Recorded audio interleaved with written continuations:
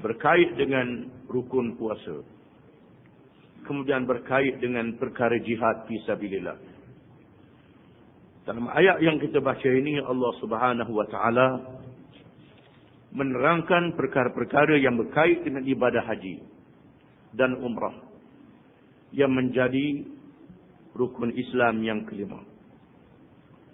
Ayat yang pertama daripada ayat yang kita baca ini, wa atimmul hajja wal umrata lillah, dan sempurnakanlah ibadah haji dan umrah kerana Allah. Dengan makna apabila seseorang itu sudah masuk mengerjakan haji ataupun masuk mengerjakan umrah, walaupun dalam perkara umrah ini terdapat kekhilafan di kalangan ulama, adakah ia wajib ataupun sunat. Setengah ulama mengatakan wajib macam haji juga, dan setengah ulama mengatakan sunat, tidak wajib. Tetapi yang lebih kuat, ia ialah wajib macam haji juga. Adapun haji tidak syak lagi termasuk di dalam rukun Islam yang tidak boleh dipertikaikan. Walaupun apabila seseorang itu sudah masuk dalam mengerjakan ibadah haji, dia sudah niat dan memakai ihram. Setengah ulama mengatakan dia menuju ke Mekah dan niat untuk mengerjakan haji, maka dia hendaklah menyempurnakan ibadah haji. Maknanya kalau dia pergi ke mereka niat nak mengerjakan haji, itu tak masuk dalam perkara ini. Dia nak pergi ke mereka tapi niat nak buat haji, ini tak termasuk. Yang dimaksudkan di sini memang dia sudah menuju ke Mekah. Terutamanya sebab nuzul ayat ini berkait dengan Nabi SAW dan para sahabatnya yang kita baca minggu lepas dalam perjalanan untuk mengerjakan umrah di Mekah. Tiba-tiba mereka ditahan oleh orang-orang musyrikin dan berlakulah perjanjian Hudaybiyah. Ayat ini menyatakan sempurnakanlah haji dan umrah. Dengan makna apabila seseorang itu sudah memakai ihram dan niat mengerjakan haji, ataupun sudah memakai ihram dan niat mengerjakan umrah, walaupun umrah itu umrah sunat, wajib dia meneruskan kerjanya. Tak boleh buang. Tak boleh buang ihram, nak basah tidak boleh. Banyak kita semaya sunat lah. Sudah semaya sunat, nak berhenti tengah semaya, itu tak boleh. Haram, tak boleh. Walaupun semayang itu semayang sunat, hendaklah diteruskan. Jangan buat main-main. Begitulah juga mengerjakan haji dan umrah. Walaupun haji itu haji sunat, apalagi haji yang wajib. Termasuk mengerjakan umrah. Yang pertama, hendaklah sempurnakan haji dan umrah itu lillah, kerana Allah Ta'ala, bukan kerana lain. Lillahi Ta'ala, bukan kerana Allah. Pergi ke Mekah bukan kerana melancong, kerana lepas lelah, kerana isi musim cuti, kerana orang ramai pergi Mekah, kita pun pergi Mekah juga. Mestilah mengerjakan haji dan umrah kerana Allah, bukan kerana lain. Oleh kerana itu, kalau balik Mekah orang tak panggil haji dengan marah. Balik Mekah orang tak panggil haji, marah. ABBT banyak orang tak panggil haji pula, jangan marah. Kita mengerjakan haji kerana Allah, bukan kerana orang. Yang panggil haji-haji ini di Malaysia je, negeri lain tak panggil haji. Nabi Muhammad tak sebut haji Nabi Muhammad. Sayyidina Umar tak sebut haji Sayyidina Umar. Walaupun pergi ke Mekah, pakai nama Umar itu saja. Muhammad sallallahu alaihi wasallam. Orang Malaysia aja boleh jadi zaman dulu payah sangat nak pergi haji. Bila orang pergi haji, bubuh gelarang haji. Itu gelarang. Yang pentingnya kita beribadat kerana Allah Ta'ala, bukan kerana lain. Oleh kerana itu jangan marah orang tak panggil haji. Kalau umrah kan panggil umrah pula, umrah Muhammad. Haji dan umrah kerana Allah, bukan kerana lain. Fa in uhsirtum famastaysara minal hajj. Maka sekiranya kamu dikepung dan dihalang daripada menyempurnakannya, ketika kamu sudah berihram, kamu boleh bertahallul. Bertahallul, makna bertahallul ialah membuka ihram, menandakan bebas daripada mengerjakan umrah dan haji. Tetapi bukan sebarangan. Hendaklah sembelih dam yang mudah didapati. Sembelih binatang dam, iaitulah sekurang-kurangnya seekor kambing. Sembelih binatang dam. Dihalang di sini sama ada dengan sebab perang. Sebagaimana yang berlaku kepada Nabi SAW. Ataupun zaman sekarang visa tak ada. Dia dah pakai ihram. Sahabat di Judah orang tak pernah masuk. Itu termasuk dengan ihsar. Dihalang daripada mengerjakan haji ataupun umrah. Ataupun ada peperangan di tengah jalan. Dia sudah pakai ihram. Ataupun ada perampok tengah jalan. Tak boleh selesai dalam masa yang terdekat. Dia sudah pakai ihram. Setengah ulama mengatakan termasuklah dihalang oleh sakit. Dia sudah pakai ihram. Sakit tak pergi nak naik kenderaan tak boleh. Maka dia nak bertahallul. Tak boleh bertahallul. Membuang pakaian ihram begitu saja. Mestilah menyembelih binatang dam. Dan bertahallul dengan mana cukur kepala. Ataupun gunting rambut. Mana-mana pun boleh. وَلَا تَحْلِقُوا رُؤُوسَكُمْ حَتَّى يَبْلُغَ الْهَدْيُ مَحِلَّهُ. Dan janganlah kamu menyukur rambut-rambut kepala kamu sehingga binatang sembelihan itu sampai di tempat sembelih dan disembelihkan. Kena sembelih dulu baru boleh cukur rambut. Jangan cukur dulu baru sembelih. Syaratnya kena sembelih dulu. Apabila berlaku demikian, maka Nabi SAW memerintah para sahabatnya supaya bertahallul. Oleh kerana mereka tak puas hati dengan perjanjian Hudaybiyah, mereka tak bertahallul masing-masing. Wak senyap duduk dalam khemah. Wak tak tahu. Mungkin mereka tunggu ayat yang menasahkan perjanjian Hudaybiyah. Yang suruh berperang balik. Kerana mereka tak puas hati dengan perjanjian itu. Tulis Muhammad Rasulullah, suruh buang perkataan Muhammad Rasulullah, Muhammad bin Abdullah. Rasulullah suruh wabak. Mereka cukup marah. Bukan marah ke Nabi, tak marah ke kafir. Kemudian orang Islam yang masuk Islam pergi ke Madinah kena atur balik. Orang Madinah yang masuk Islam murtad boleh pergi ke Mekah. Sepatutnya dia fahamlah. Orang Islam yang masuk Islam dari Mekah tak boleh pergi ke Madinah dengan duduk Mekah. Biar dia berdakwah di Mekah. Itu tugas dia berdakwah di Mekah. Orang murtad pula biar dia lari. Wak habis berah dia duduk di Madinah. Biar dia lari. Dia menyakitkan orang Islam. Dalam keadaan yang begitu rupa. Tapi mereka tak faham. Menyebabkan mereka berat untuk melakukan tahallul ini. Akhirnya Nabi masuk ke khemah isteri dia. Ummul Mukminin. Ummu Salamah radhiyallahu anha. Dan memberitahu Ummu Salamah. Bahawa para sahabat radhiyallahu anhum masing-masing buat berat je. Tidak mahu bertahallul. Tak boleh balik selagi tidak bertahallul. Nak pakai buang pakaian ihram gitu tak boleh. Mestilah bertahallul. Mestilah menyembelih binatang. Kemudian cukur kepala. Lalu Ummu Salamah kata Rasulullah buat. Rasulullah di korang. Buat sendiri. Rasulullah pun keluar daripada khemah. Dan terus menyembelih unta. Dikatakan 70 ekor unta ada bersama dibawa. Jumlah para sahabat 1,400 orang.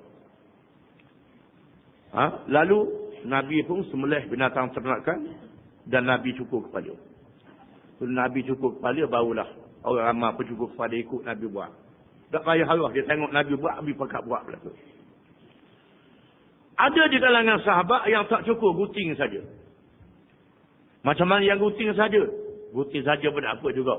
Bukan mesti cukur. Namun demikian, cukur lebih afdal. Bila Nabi tengok ada sahabat yang guting, lalu Nabi bersabda, Rahimallahul muhalliqin. Allah Ta'ala memberi rahmat kepada orang yang mencukur kepalanya. Lalu sahabat tanya, Al-muqassirin ya Rasulullah. Orang guting bagaimana ya Rasulullah? Rahimallahul muhalliqin. Allah Ta'ala memberi rahmat kepada orang yang bercukur. Mereka tanya, ya Rasulullah, Al-muqassirin ya Rasulullah. Orang yang guting bagaimana? Rahimallahul muhalliqin. Allah Ta'ala memberi rahmat kepada orang yang bercukur. Sebut 3 kali. Al-muqassirin ya Rasulullah. Rahimallahul muqassirin. Allah Ta'ala memberi rahmat juga kepada orang yang menggunting rambutnya. Hadis ini menunjukkan bahawa gunting untuk tahallul sudah menjadi sah. Tetapi lebih afdal ialah cukur kepala. Itu lebih afdal. Lebih baik, lebih afdal. Akhirnya mereka selesai bertahallul.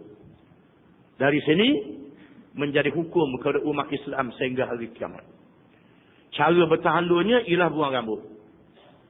Mereka yang kena hisar, kena kepung, kena tahan, mengerjakan haji, tak boleh menyempurnakan haji, begitu juga umrah, hendaklah bertahalul dengan menyembelih binatang dan cukur rambut ataupun gunting. Seterusnya Allah Ta'ala tambah lagi pengajaran yang berkait dengan ibadat haji. Faman kana minkum maridan aw bihi adam min ra'sihi fafidyatun min siyamin aw sadaqatin aw nusuk.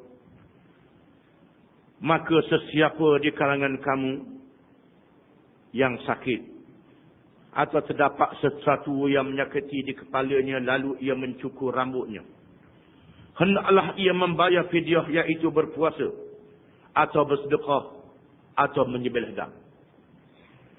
Ayat ini berkait dengan orang yang sakit. Sakit gatal di kepala. Gatal dan orang nak buat, garu kena garu kepala. Ada kuat di kepala.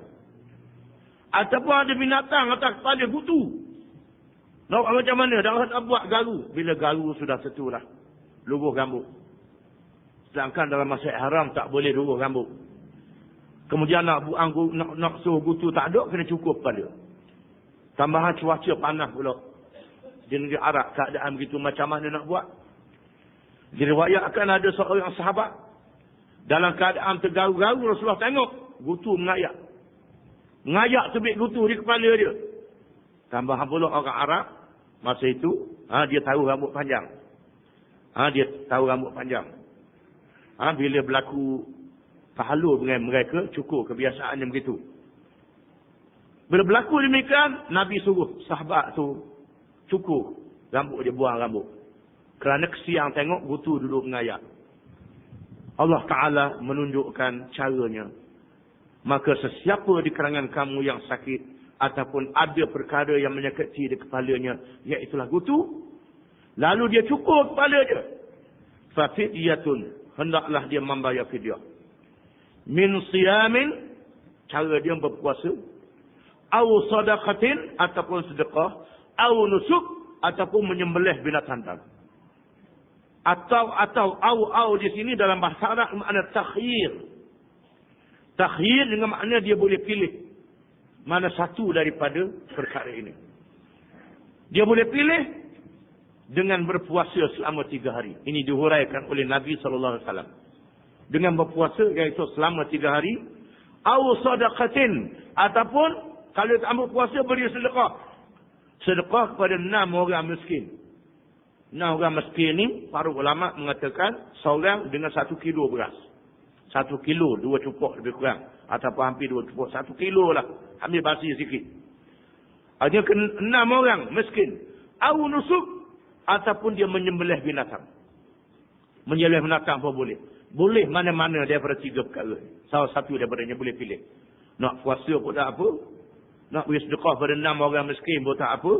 Nak sembelih binatang kambing pun tak apa.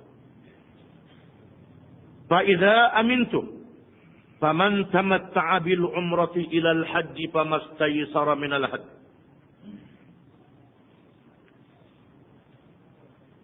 فَإِذَا أَمِنْتُمْ, kemudian apabila kamu berada kembali dalam keadaan aman, maka sesiapa yang mahu menikmati kemudahan dengan mengerjakan umrah dan terus menikmati kemudahan itu hingga masa mengerjakan ibadat haji, famastaysara minal hajj, maka apa yang mudah daripada dam. Faman lam yajid fasyamu 3 ayyamin fil hajji wa 7 idza raja'tum tilka 'asharatun kamilah. Dzalika liman lam yakun ahluhu hadiril masjidil haram. Kalau tak mampu bayar dam, maka hendaklah dia berpuasa. Kalau tak boleh, dia berpuasa 3 hari dalam masa mengerjakan haji dan 7 hari bila balik ke negeri masing-masing. Dia menyempurnakan 10 hari semuanya. Itu kepada mereka sesiapa yang bukan daripada penduduk Masjidil Haram, penduduk Mekah. Ayat ini berkait dengan mereka yang mengerjakan haji tamattu'. Di mana ibadat haji ini ada 3 jenis. Yang pertama, haji ifrad. Yang kedua haji qiran. Dan yang ketiga haji tamattu'. Ayat ini berkait dengan haji tamattu'. Haji ifrad ialah mengerjakan haji saja, satu haji saja, tak mengerja lain.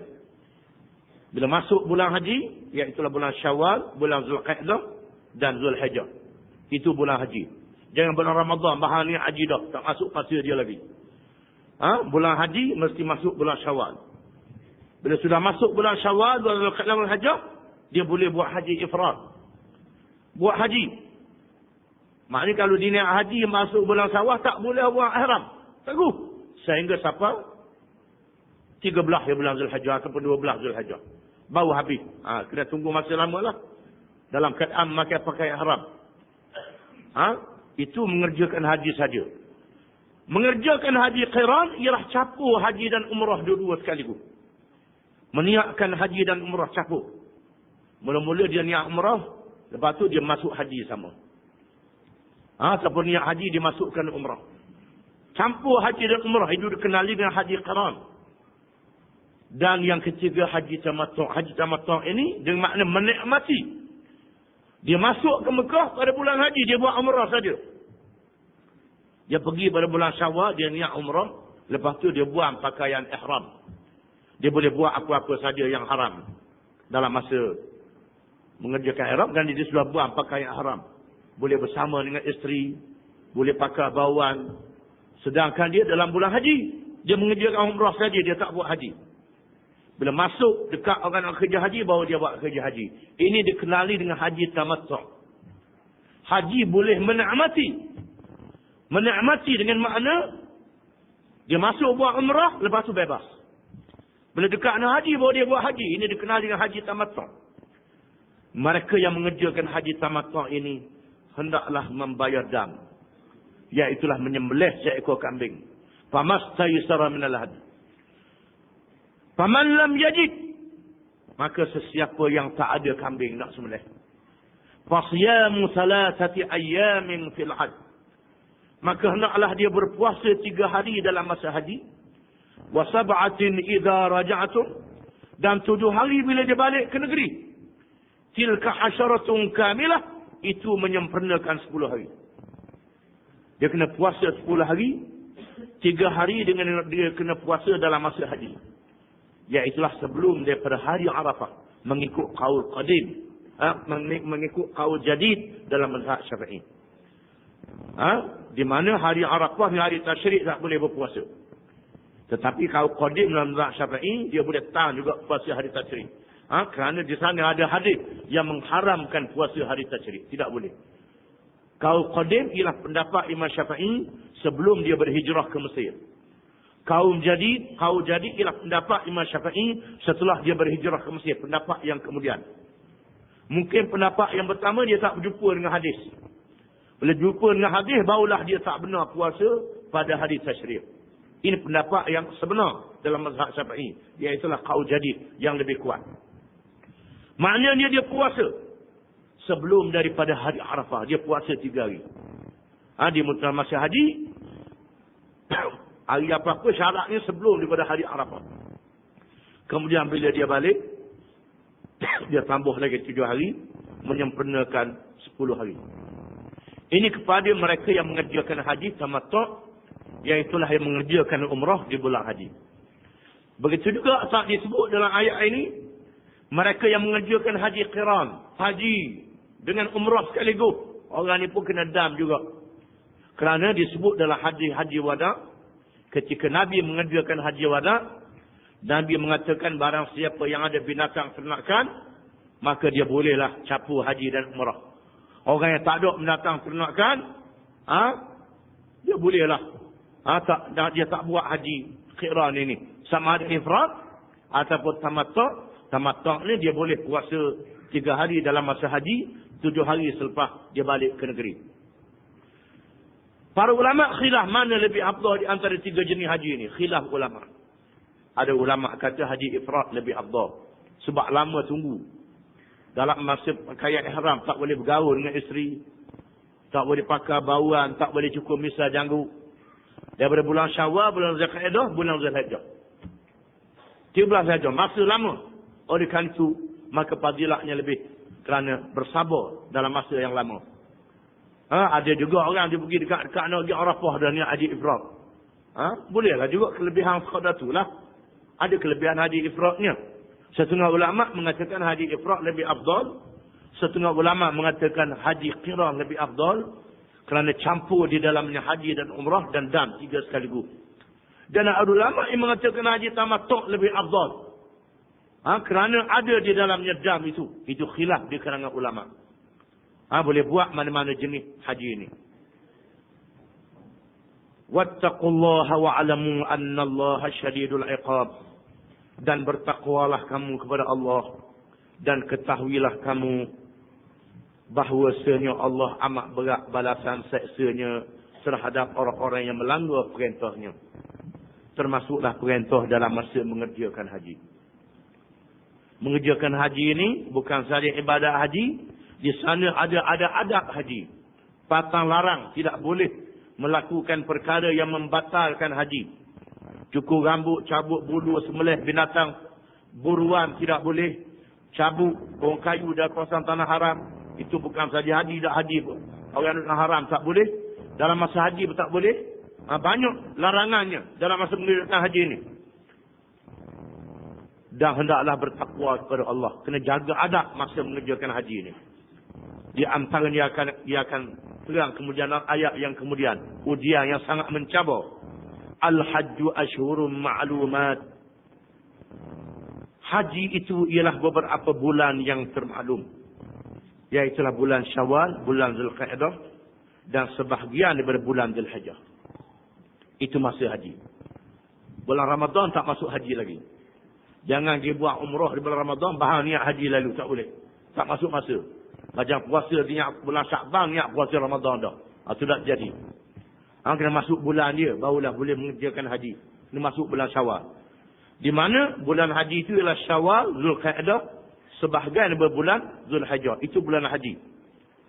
Faman farza fihinna al-hajj fala rafata wala fusuqa wala jidala fil hajj. Maka sesiapa yang telah mewajibkan dirinya dengan niat mengerjakan ibadat haji, maka tidaklah boleh menyetubuhi isteri, dan tidak boleh berbuat maksiat, dan tidak boleh bertengkar berbalah. Ini hebat ujiannya. Bila pakai ihram, tak boleh bersetubuh dengan isteri. Tidak boleh mengerjakan maksiat. Maksiat kecil. Maksiat besar apakah lagi. Termasuklah bercakap uduh-uduh, tak boleh. Dalam masa mengerja haji kena tahan. Cakap uduh-uduh tak boleh. Dan termasuklah tak boleh balah dalam masa mengerjakan haji. Bila duduk di Mekah, akan bertemu dengan bermacam-macam bangsa. Yang bermacam-macam adab. Ada jenis lakuh kepala. Kita sembahyang dia lakuh kepala. Jenis gaduh kita sujud dia sepak kepala kita. Macam-macam jenis. Ada jenis baru masuk Islam. Ada jenis masuk Islam lama dah tapi jahil. Nyebuat macam-macamnya langgarnya tepuh. Kita akan bertemu dengan berbagai-bagai jenis manusia dalam masa mengerjakan haji. Menjadi satu ujian kita nak tahan musuh kita. Ini ujian haji. Ada setengah orang tu, dia mengerjakan haji, balik rakyat pula. Saya siapa orang. Tak tunjuk hanelang dia.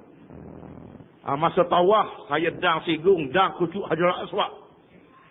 Sigung dia 3-4 orang. Tu tak pakai gawar belaka. Tak pakai gawar belaka. Di mana kucuk Hajar Aswad ni sunat. Sigung orang, menyakiti orang haram. Adalah lebih abdul kita istilam ke Hajar Aswad, isyarat saja ke Hajar Aswad. Daripada kucuk Hajar Aswad dalam keadaan merepuh-repuh orang. Setengah tu pula riak pula. Kucuk Hajar Aswad, balik cerita ke orang pula. Saya boleh kucuk, mung boleh tak? Tak boleh. Megah pula dia boleh kucuk Hajar Aswad. Ni pula boleh api pasir pula. Jangan ujub, jangan kagum dengan diri sendiri. Jangan takabur, jangan riak, jangan menunjuk. Mestilah ikhlas dalam masa mengerjakan haji.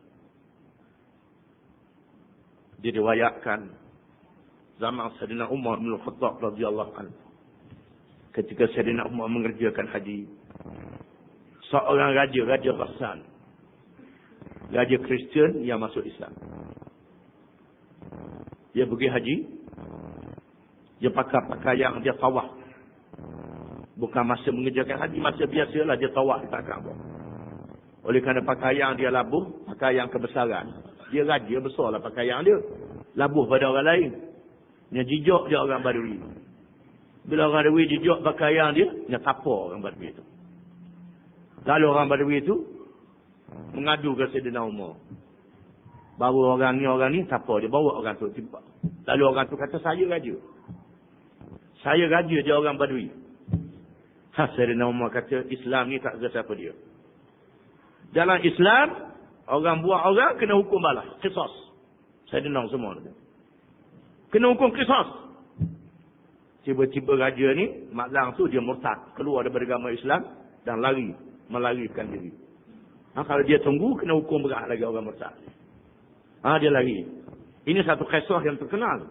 Di zaman Sayyidina Umar bin Khattab radhiyallahu anhu. Oleh kerana itulah disebut dalam Quran, sawa'anil akifu fihi wal bad. Sama saja orang yang duduk di Mekah dengan orang darat yang datang dari jauh. Sama saja. Di zaman Harun al-Rashid datang mengerjakan haji. Harun al-Rashid ialah seorang khalifah. Di zaman Abbasiyah yang terkenal dengan alim. Dia khalifah dan dia alim. Kawan kepada Sufyan al-Thawri. Sufyan al-Thawri alim tabi'in. Mujtahid. Bukan saja alim, mujtahid. Di mana Harun al-Rashid ni, dia pergi berperang setahun dan dia pergi haji setahun. Dia buat giliran. Ada tahun dia keluar berjihad fisabilillah. Ada tahun dia pergi haji. Di tahun dia pergi haji, dia mengarahkan. Oleh kerana dia nak kucuk Hajar Aswad, dia mengarahkan bala tentera dia supaya kawal. Jangan bagi orang lain kawal. Kerana dia nak kucuk Hajar Aswad. Tiba-tiba di tengah kawalan itu muncul seorang hamba Allah. Yang orang tak kenal dia. Menembusi kawalan terus meminta dan mengucuk Hajar Aswad. Lalu dipegang oleh pengawal keselamatan. Kebetulan Harun Rashid ada. Harun Rashid kata, tidakkah kamu tahu ada arahan? Tak boleh orang lain kerana aku ni khalifah. Ketua negara. Lalu orang ni kata, tidakkah ya Harun? Dia panggil Harun. Tak panggil Amirul Mukminin. Ya Harun. Amma tasma' qaul Ta'ala. Sawa'anil akifu fihi wal bad. Wahai Harun. Mudah tahu ke firman Allah Ta'ala. Sawa'anil akifu fihi wal bad. Sama saja orang yang iktikaf.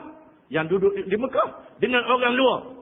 Bila dengar orang baca Quran ni, Harun Rashid kata, ini bukan sembarangan orang ni. Boleh berdalil dengan Quran. Biarkan. Setelah habis tawaf, dipanggilnya orang tadi. Dan disoal. Disoal, semua dijawab.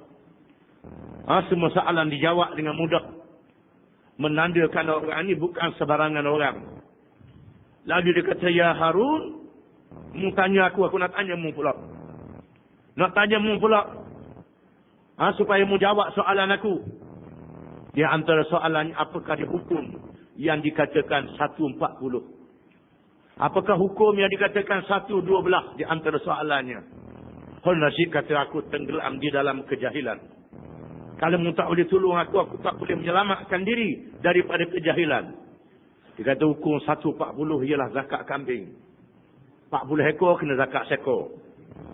112 ialah puasa Ramadan. Dalam setahun 12 bulan. Sebulan kena puasa. Lalu Harun Rashid tanya, mu ni siapa dia? Siapa dia mu? Dia kata, aku hamba Allah. Hamba Allah. Siapa dia? Tak dia tanya besok. Akhirnya diketahui dia adalah Imam Musa Al-Kazim. Salah seorang daripada imam. Di dalam mazhab Imamiyah Ja'fariyah. Tapi dia tidak menyeleweng lah. Sebagaimana setengah Syiah. Dia mujtahid. Imam Musa Al-Kazim. Seorang alim yang terkenal, Harun Rashid membebaskannya. Jadi dalam masa mengerjakan haji tak boleh bergalah. Di sini menunjukkan bagaimana khalifah-khalifah zaman dulu bersabar di dalam menghadapi rakyatnya. Termasuk dalam masa mengerjakan haji. Kalau khalifah dia boleh bersabar tak bergalah dengan orang. Macam mana kita yang tak khalifah ni, orang langgar, orang tepuh boleh jadi bergalah. Mari haji ni apa mereka tak tahu kalau berak siapa kena balas. Memang mari perasaan tu syaitan masuk lalu dalam hati ni. Kena balas, kena tunjuk juga. Lepas balas tu balik ayat kat orang pula aku balas. Cerita ke orang pula, lagi penuh kerana. Maka tak boleh haji mabrur. Haji mabrur ini yang disebut oleh Nabi SAW, al-hajjul mabruru laisa lahu jazaa'un illa al-jannah. Haji yang mabrur tidak ada balasannya malaikat syurga. Haji mabrur ni ialah haji yang berkewajiban, haji yang diterima oleh Allah. Yang itulah mereka yang memelihara rukun haji, syarat haji dan memelihara adab-adab haji. Di antaranya tidak buat dosa dalam masa mengerjakan haji dan tidak berbalah dalam masa mengerjakan haji.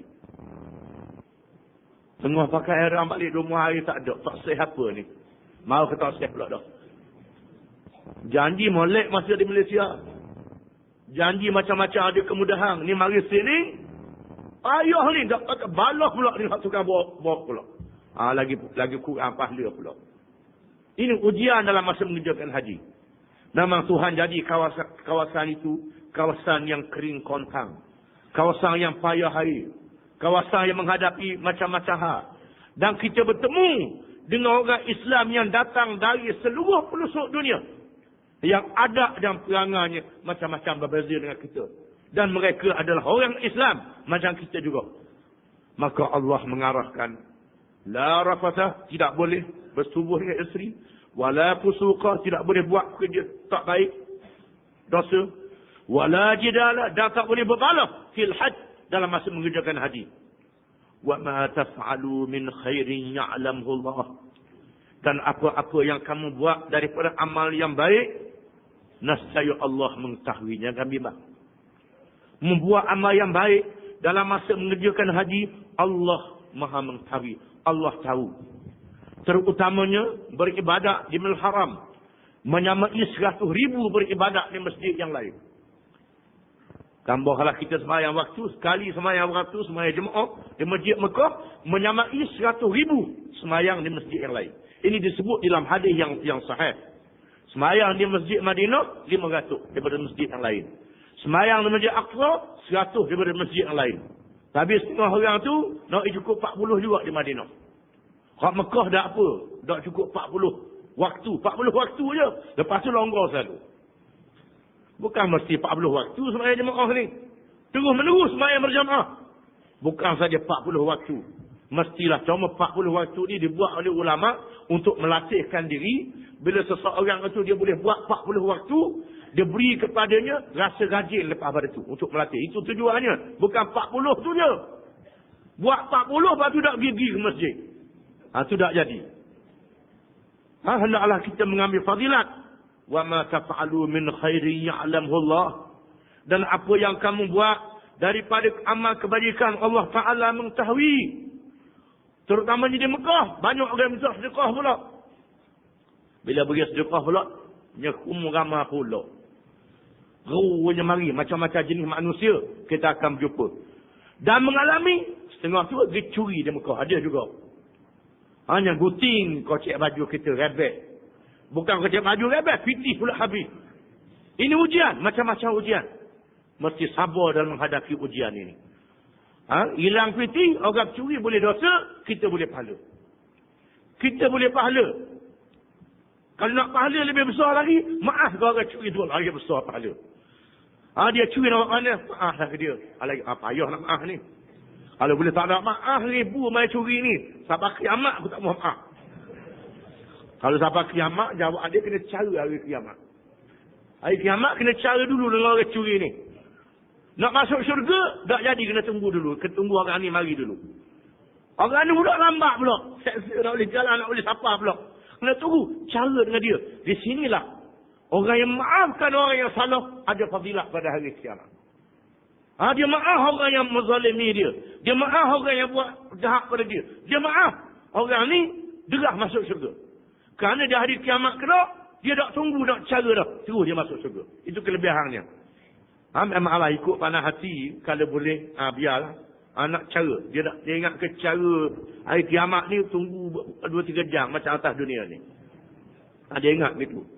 Di sinilah kelebihannya mereka yang memaaf. Jadi hal-hal ini kita alami dalam masa mengerjakan haji. Wa tazawwadu, dan carilah bekalan. Carilah bekalan. Fa inna khairaz zadi taqwa. Maka sesungguhnya sebaik-baik bekalan itu ialah bertakwa. Wattaqun ya ulil albab. Dan hendaklah kamu bertakwa kepada aku. Bertakwalah kepada aku, wahai orang-orang yang mempunyai hati. Hati, ataupun terjemah kasualnya hati perut. Yang ada perasaan, yang ada fikiran. Bukan saja akal, hati. Ada orang yang akal dia cerdik, tapi hati tak pakar. Albab ini ialah yang berfikir sampai ke dalam hati dia, yang boleh menimbang perkara baik dan buruk. Kerana orang yang ada hati, yang mencari sebaik-baik bekalan, iaitulah bertakwa kepada Allah. Di mana ibadat haji melatih kita untuk menjadi orang yang bertakwa kepada Allah Ta'ala. Dalam masa mengerjakan haji, kita buat macam-macam ibadat. Dalam masa mengerjakan haji pula, kita boleh berdoa dan doa dimakbulkan. Dalam masa mengerjakan haji, kita diuji dengan berbagai ujian. Itu semua memberi fadilah yang sangat besar. Dan takwa ni ialah harga diri kita di sisi Allah Ta'ala. Kerana Allah Ta'ala menilai diri kita tidak dengan pangkat, tidak dengan harta benda, tidak dengan rupa parah, tidak dengan warna kulit, tidak dengan baka dan keturunan. Harga diri di sisi Allah ialah bertakwa kepada Allah Ta'ala. Takwa ni dengan makna memelihara diri dengan mentaati perintah Allah Ta'ala dan meninggalkan larangan Allah dengan bercermat. Ingat semua waktu semayang, tak lupa waktu semayang. Kalau boleh tambah dengan sunat pula. Nak buat maksiat, tak jadi. Kan takut pada Allah Ta'ala, gerun pada Allah Ta'ala. Orang yang ada sifat takwa, maka dia menjaga diri dia. Perkataan takwa ni terjemah makna takut pada Allah Ta'ala. Kalau perkataan takwa wiqayah dengan makna memelihara diri daripada melakukan perkara yang merosakkan diri. Takwa merangkumi segala perkara ini. Bila ada rasa takut pada Allah Ta'ala, maka seseorang itu menjaga dirinya supaya sentiasa taat kepada Allah Ta'ala dan meninggalkan larangan Allah Ta'ala. Dan takwa ni sangat penting. Di mana tiap-tiap khutbah kena ada takwa, ittaqullah. Jadi rukun khutbah. Khutbah raya, khutbah jemaat, khutbah minta hujan, khutbah macam-macam khutbah lagi. Takwa ni menjadi rukun. Dan takwa ni menjadi natijah daripada ibadat puasa. Dalam ibadat puasa dulu, la'allakum tattaqun, supaya kamu menjadi orang yang bertakwa. Dalam ibadat haji ni pula, fa inna khairaz zadi taqwa wattaqun ya ulil albab. Dan carilah sebaik-baik bekalan. Sebaik-baik bekalan itu ialah takwa dan takutlah pada aku, wahai orang yang mempunyai hati. Menunjukkan ibadat haji ini bukan saja fadilahnya besar, bahkan melahirkan sifat bertakwa kepada Allah. Ini kepada mereka yang mengerjakan haji yang mabrur. Haji yang diterima oleh Allah Ta'ala. Kalau orang tu mengerjakan haji, lepas tu balik macam tula je. Balik macam belum pergi haji, perangai supaya juga. Itu menandakan haji yang tidak membentuk pribadi. Haji yang tidak membentuk diri. Haji yang tidak mentarbiahkan diri dia. Haji yang mabrur ni, kelihatan keberkatannya. Iaitulah mengubah wajah kehidupannya. Daripada seorang yang tak baik kepada seorang yang baik. Daripada seorang yang tak cermat pada seorang yang bercermat. Dalam menunaikan perintah agama. Setunya Allah Ta'ala berfirman, Laisa alaikum junahun an tabtaghu fadlan min rabbikum. Tidaklah menjadi salah kamu mencari lempah kurnia dari Tuhan kamu dengan meneruskan perniagaan ketika mengerjakan haji. Ini di antara keistimewaan ibadat haji, iaitulah berniaga. Allah Ta'ala membenarkan berniaga. Dan berniaga di musim haji ini dilesenkan oleh Allah Ta'ala. Allah Ta'ala yang beri lesen. Dalam masa mengerjakan haji, berniaga pun boleh. Orang ramai pula berduyung-duyung manusia memerlukan berbagai-bagai keperluan. Kita memberi kemudahan kepada mereka Ini dengan izin daripada Allah Subhanahu wa taala. Kalau zaman dulu betapa berkatnya perniagaan di musim haji ini bagi penduduk Mekah dan Madinah, perniagaan di musim haji bekalan untuk hidup dalam masa setahun. Sehingga begitu keberkatan dia beri kepada mereka. Dan Allah Ta'ala mengurniakan rezeki yang melimpah ruah. Disebut dalam ayat yang lain dalam suratul Hajj, liyashhadu manafi'a lahum, supaya mereka itu menyaksikan apa yang memberi manfaat kepada mereka. Wa adzin fin nasi bil hajj ya'tuka rijalan wa ala kulli dhamirin ya'tina min kulli fajjin 'amiq.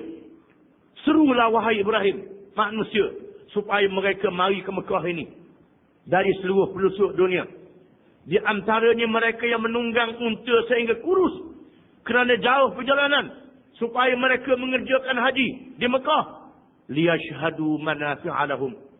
Di antaranya juga supaya mereka menyaksikan apa-apa yang bermanfaat pada mereka, iaitulah berniaga. Di antaranya berniaga. Maka carilah kurnia Allah dengan kamu berniaga di musim haji. Fa idza afadtum min arafatin fadhkurullaha 'indal masy'aril haram. Kemudian apabila kamu bertolak turun dari padang Arafah menuju ke Muzdalifah, maka sebutlah nama Allah dengan doa talbiyah dan tasbih di tempat al-masy'aril haram. Dan ingatlah, wadhkuruhu kama hadakum wa in kuntum min qablihi laminadh dhalin. Dan ingatlah kepada Allah dengan menyebutnya sebagaimana ia telah memberikan petunjuk hidayah kepada kamu, dan sesungguhnya kamu sebelum itu adalah dari golongan orang-orang yang salah jalan ibadahnya, iaitu berkait dengan bermalam di Muzdalifah. Wallahu a'lam.